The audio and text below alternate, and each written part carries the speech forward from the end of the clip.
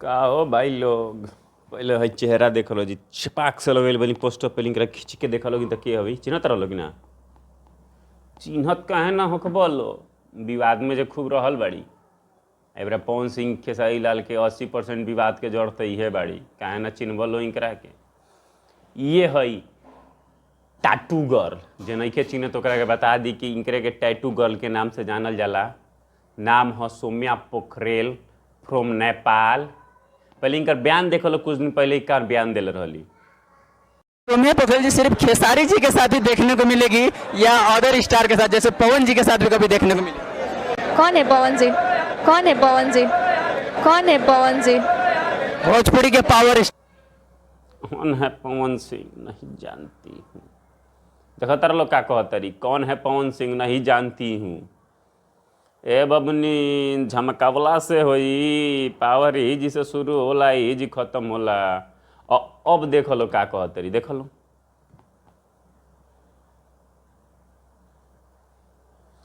कुछ दिन पहले पवन सिंह के कहले रही, मन कुछ दिन पहले का जब नया नया मार्केट में आई रही तो कहता टैटू बनैले रही खेसारी लाल के।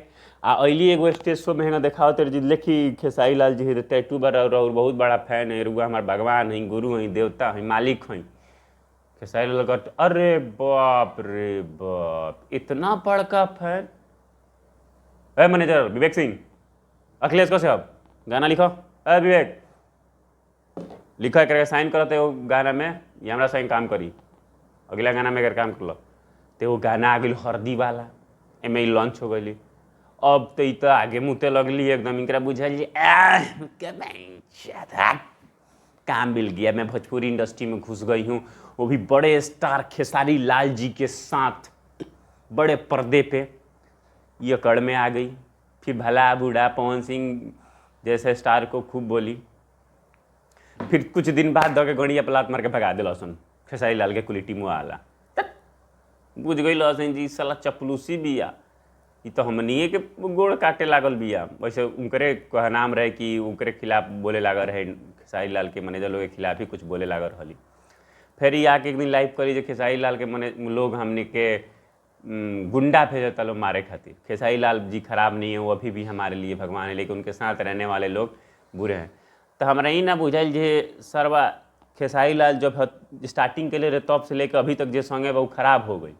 अली 5 दिन से खेसारी लाल खातिर बहुत बड़ा महान नेता हो लिए लगली खेसारी लाल के भड़कावे। जो के सजा मिलल इंडस्ट्री में, इनका काम में मिलल बंद हो गई, निकल गई रही इंडस्ट्री में, कोनो काम धंधा लायक रही है ना। तो पवन सिंह के गाना पर खूब रील बनावल चालू कर दिले रही है। तो पवनो सिंह सोच में आइले साला ये हमरा कहती है जो पवन सिंह कौन है नहीं जानती हूँ, और पवन सिंह के गाना में रील बुलावती है। इहो कहलन जे बुलाओ रे एकरा के, बुलाओ साला कौन है, बुलाओ एकरा के हम काम दी। अब पवनो सिंह एकरा के काम देवे के बाद कह दिल बड़ा सुना लोगिन पहले हो जाती हैं। क्या बोले थे? कोई बात नहीं, आपसे क्या हुआ क्या नहीं तो हम कहीं जानत रहो कि ना जानत रहो लेकिन कोई बात नहीं, आपने अपना इतना अच्छा बड़प्पन आपने इस मंच पे दिखाया, तो मैं अपने भाइयों के बीच में आज मैं आपसे प्रॉमिस करता हूं कि बहुत जल्दी तुम्हारे साथ एक गाना मैं करूंगा। खूब आगे बढ़ी, बहुत आगे बढ़ी। मैं आपके साथ एक रील बनाना चाहती हूँ इसी सॉन्ग में। बजाओ रे, सुन ले लो। हाँ कहते रहे जो आने वाला जो नया प्रोजेक्ट होगा उसमें आपको काम मिलेगा, गाने में काम कीजिएगा। एगो मगहिया गाना के रिलीजिंग रहा पवन सिंह के, जो 4-5 दिन पहले आए, वही रिलीजिंग में गई रही। वही जिनकरा से वादा कैले बड़े पवन सिंह जे कि गाना मिली।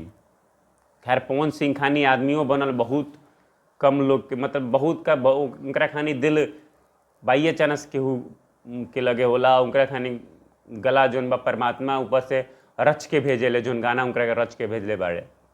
भोजपुरी इंडस्ट्री में देखी खेसारी लाल कोनो खराब गाना ना गावेले, खेसारी लाल एक्टिंग बहुत अच्छा कर ले, गाना ले अच्छा।